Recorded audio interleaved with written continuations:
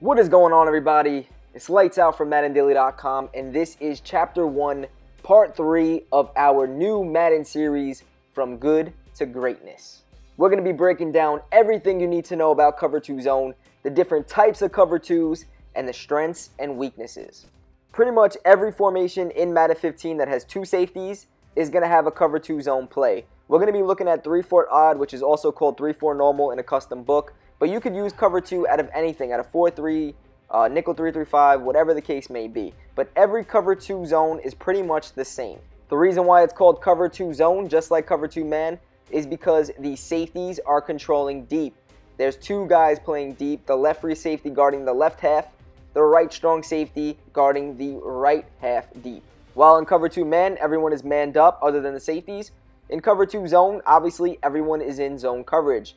Usually in a stock basic Cover 2 zone, you're going to have a 4-man rush with 3 yellow hook zones in the middle of the field and your cornerbacks guarding the sidelines, the flat zones. Now with the hook zones, you have your left of screen linebacker. Doesn't have to be a linebacker if it's dime coverage or nickel. But you're going to have one guy on the left playing the left short, one guy on the right playing the right short, and then the middle hook zone is going to be playing a little bit deeper because you have to watch for the seams. Think about it, although the safeties are playing deep, they're drifting to the sidelines to watch the outside receivers. So if that middle linebacker did not play a little bit deeper in depth than the other linebackers, then there would be an issue to either a tight end going deep or even a slot receiver going deep. You need someone to protect that. That's going to bring me into speaking a little bit about Tampa 2. Now with Tampa 2, that middle linebacker is not going to really play a hook zone. He's going to be playing deep. So this is considered, I guess, a Cover 3 zone. Tampa 2 is really like a Cover 3 because that middle linebacker is controlling and guarding anyone going deep. Say they have like a Jimmy Graham, you have to worry about a tight end getting vertical on you. He has to drift back, and then the other hook zones are going to try to clamp inside and watch that, and watch the inside throw. But there definitely is going to be a window in between both hook zones in the middle. Now, we like to use a different type of Tampa 2 defense that you can use all game in Madden, and we're going to show you that at the end of this video. But let's continue with a stock basic Cover 2 zone. Let's look at the cornerbacks. In the usual Cover 2 zones, they'll be in light blue flat zones. They're in control of guarding, obviously, the flats. What's great this year is Madden did an excellent job that if there is no one in the flats, they're going to drift and play a little bit deeper and watch out routes, corner routes, anything like that. Flat zones will play, in fact, this year, and they really didn't in previous years, but it's realistic. If there's no one in the flats, the flat zone should drift a little bit back. I guess you would call that playing a flat to curl. Now, we just put our corner in a purple buzz zone. He's actually going to play from curl to flat. He's going to start playing deeper to the sideline, and then will make his way down. If you throw a pass to the running back in the flats, he'll make the tackle. The running back will get more yards if he's in a purple zone than a flat zone, but those purple zones are better for the longer developing sideline routes, like the corner routes, the curl routes, the out routes, or even long crossing routes going from right to left or hitting the sideline. Thankfully, there's plays that we could pick that have the corners already in purple buzz zones, and these are called Cover 2 Sync defensive Cover 2 zones. This one in particular at 3-4 odd is called 2 Sync QB Contain. Now let's get into Cover 2 Zone blitzes. What typically would be a Cover 2 Zone blitz would be any type of 5-man rush Cover 2 zone in which there's only now 2 hook zones instead of 3. So since there's only 2 hook zones, there's no longer going to be a hook zone in the middle watching the seams. Instead, there's going to be one hook zone watching the left middle and the other hook zone watching the right middle. Now, in real life, the block shed is going to be much better sending 5 than 4, but in Madden, you could actually get someone to come in untouched very easily sending 5 rushers. So with that said, if we could get one guy to come in free, this defense becomes great. We have a whole bunch of these Cover 2 Zone blitzes in our Ravens defensive ebook that we just put out. The link to buy that will be in the description below. As you see, here are some of the sample blitzes that we have in our ebook. Now let's talk about the strengths and weaknesses of Cover 2 Zone. We're back into the basic Cover 2. The strengths of a Cover 2 Zone is if you're using it against a West Coast style offense. What I mean by that is when someone is passing a lot more than running, and they're doing a lot more short to intermediate routes instead of going deep. It involves a lot of quick throws, quick reads, and timing routes. And what's going to best interrupt timing routes? Jamming the receivers. Now in a cover 2 zone, the outside corners, as long as you don't base align, and if you press, it's going to be better, but the corners will be in flat zones. They're going to bump the outside receivers and delay the timing of their routes.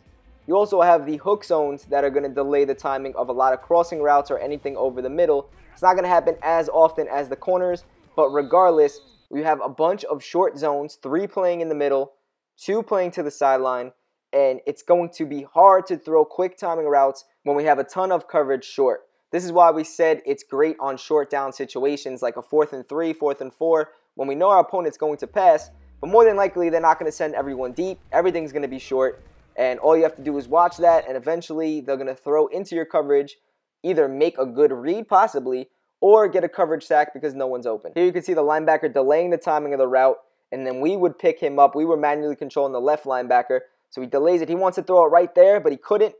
And then if he would have threw it, we would have been right there on the left side to pick it off. Another thing that's great with cover 2 zone is when someone tries to do quick passes to the sideline. A lot of people like to do motion quick passes, especially in compressed sets.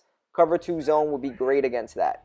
Speaking of compressed sets, cover 2 zone in general is great against compressed sets because even though we only have 2 guys deep, every single one of the receivers are in the area of where the deep blue zones could play. There's no one to the sideline. So with that said, there's really nothing our opponent could do but do crossing routes, drag routes, and corner routes, and that's actually the main strength of a cover 2 zone.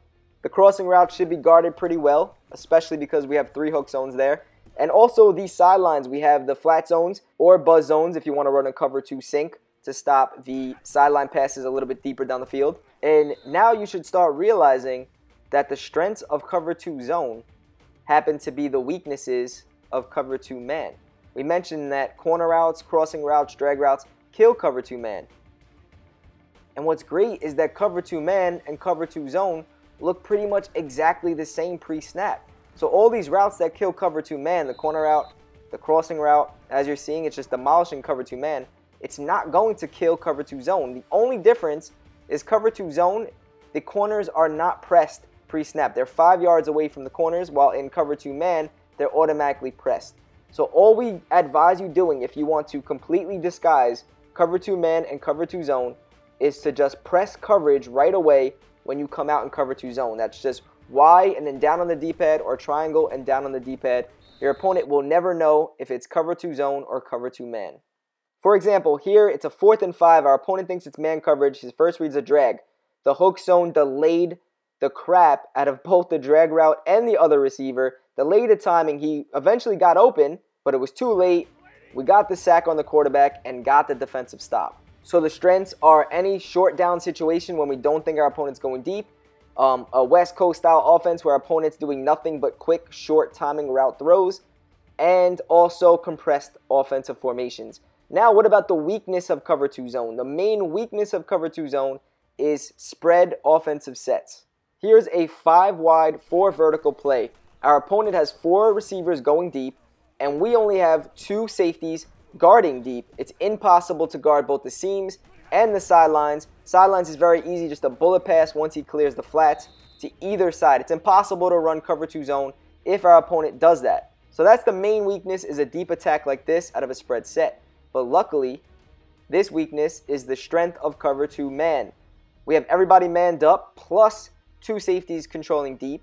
Pretty much, essentially, everyone's going to be double covered if everyone goes deep. The seams will be covered, and the outside will be covered. So if you press coverage when in cover 2 zone, our opponent will not know if it's cover 2 zone or cover 2 man. And more than likely, if they think it's cover 2 man, they're not going to run a 4 vertical, especially on a big down. Say it's a 3rd and 5. They might run slants, think it's man coverage, they throw into the flat zone in a cover 2, and we get the big crucial pick. To run a successful cover 2 zone, your opponent cannot know it's coming. So if you mix in cover 2 man and cover 2 zone, that alone is a decent defensive scheme that could beat good players. But we want to beat great players. We want to be great. So how do we do that? Instead of just mixing cover 2 man with cover 2 zone, you could actually mix in cover 2 zone with cover 3 zone, with cover 1, with cover 4. And to do that, all you have to do is, instead of just press coverage, you just base align and then press coverage. As you're seeing in the clips, if you base align and press coverage, All of your defensive coverages are going to look exactly the same no matter what. It's going to keep the safeties over the top and keep the corners in position pressed.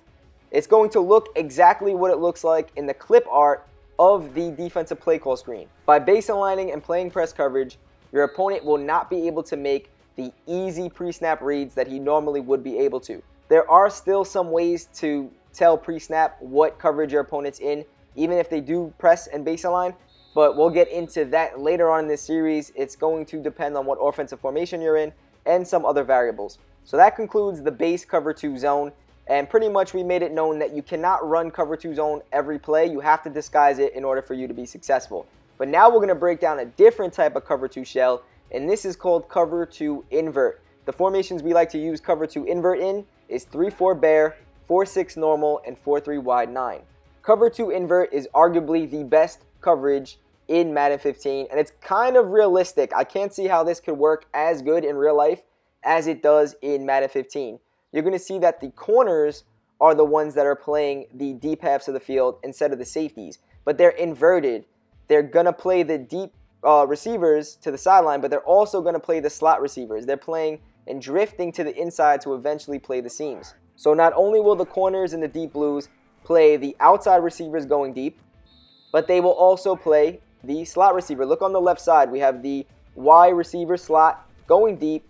The corner on the left is going to drift and pick that ball off. Realistically, it's probably impossible for a real-life corner to play both the sidelines and the seams, but in this game, it's possible. There are weaknesses to cover 2 invert, but it's pretty much the same weaknesses as cover 3 zone. The only real main weakness of this defense is a tight end going deep, because a tight end and a outside receiver are usually a lot further away than a slot receiver and an outside receiver. So there's pretty much no way that right corner could drift all the way inside and play that tight end deep while still playing the outside right receiver going deep. So we have a simple solution for this, and with this adjustment, you could pretty much run cover 2 invert all game. And we're going to bring back the Tampa 2, but not a Tampa 2, a Tampa 2 invert. And what we're going to do is take wherever the tight end is, and we're either going to man him up or we're going to put him in a deep blue zone. Now, just like a Tampa 2, I guess it's really a cover 3, that linebacker, he's actually a safety in a 3-4 bear. He's going to be guarding the seam, the middle seam. He's going to be guarding wherever the tight end is, while the 2 corners drift and play outside, but then the seams eventually. We've been running this style of Tampa 2 invert all year long as our base defense. Maybe not always deep bluing that guy in the middle, but manning up that tight end at least to where he's guarded and he's just not wide open leaked down, because we want to play the safety over the top. And we want to drift down to stop the run.